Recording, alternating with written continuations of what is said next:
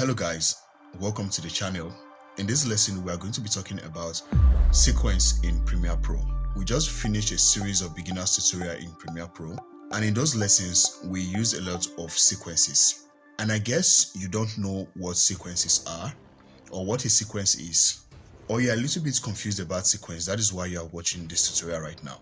So before we get into that, if you need a beginner's tutorial on Premiere Pro, you can go ahead and click on the link in the description, the Premiere Pro playlist link. Hopefully that will help you. So the lesson proper, what is sequence, or what is a sequence? Basically, a sequence is the order at which your media files are arranged in your timeline or in your project. So let's say, for example, in your timeline you have a video, and then after the video you have a text, and thereafter a background music plays, and then another set of text, and then let's say a picture or a photo file. Now that is a sequence. The order at which you arrange those files in your timeline or in your project is known as a sequence. So right here within my media library, I have these three files. So one of them is a photo file, and then I have a video file, and then the last one is an audio file. So basically I have three files in my media library. So if I drag this video file to my timeline, for example, you see that the number of files that I have in my media library has increased by 1. That is, I now have 4 files in my media library. Now, why is that? Now, this is because a sequence was added. Now, this is the sequence right here. This is how you know a sequence. So immediately you add a file to your timeline, a sequence is created automatically. So right here within this sequence, I can add more files to the timeline or to the project by simply clicking and dragging. So let's say I add this photo file right here. So I have that right here. And then let's say I add a text. So I'm going to select the text tool, and I'm going to say subscribe. And then right here I have this text style in my timeline. Now this is a sequence. Now to save your sequence, you can simply press Ctrl S on your keyboard, or you head over to the files menu up here and then click on the save option. You can create multiple sequences within a project.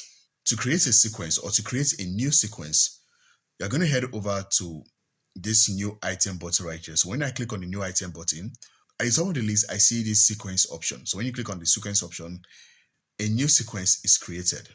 So I'm going to rename this sequence. To rename a sequence, you can simply click on the sequence, and then you can change the name to whatever you want. So let's say I'm going to rename this sequence 2, and then press enter. And then the one I created earlier, or the one that was created earlier, I'm going to name that sequence 1.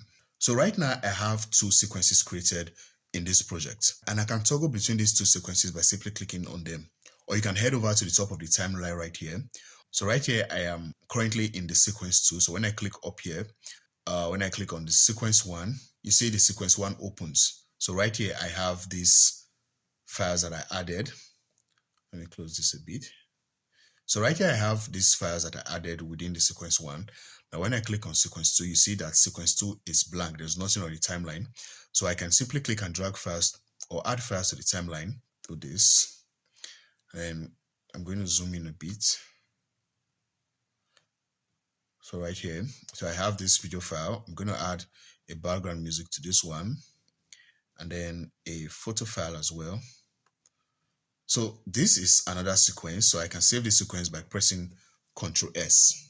Now you can see that these sequences are different. The order at which files are arranged in this one is different from the order in which files are arranged in this one. I can actually copy a sequence and then paste it in another sequence. So let's say, for example, I have, okay, so I'm in the second sequence. So let me reduce the zoom on this one. So I'm going to head over to my first sequence. As you can see right here, these are the files inside this one. So I'm going to copy these files, or I want to copy this sequence right here, and I want to paste it in this one. So I can simply click and drag on the sequence I want to copy from my media library. So I want to copy sequence 1. So I can simply click and drag sequence 1 into the timeline. And then you see I have these files. The way they are arranged in sequence 1 right here in sequence 2. When I head over to the sequence menu up here, so right here I have this sequence settings. So within sequence settings, you can modify your sequence. You can do a lot of settings right here. So the first one there is the editing mode. We have the time base, which is basically your frame per second. So you can modify your frame per second in the sequence. Within videos, you have the frame size, aka the aspect ratio, pixel aspect ratio, fields display, working color space, Rec 709. So that is basically, so when you are done, you can go ahead and click on OK. And you are good to go. So that is it for this video, guys. If you find this video helpful, be sure to give it a like.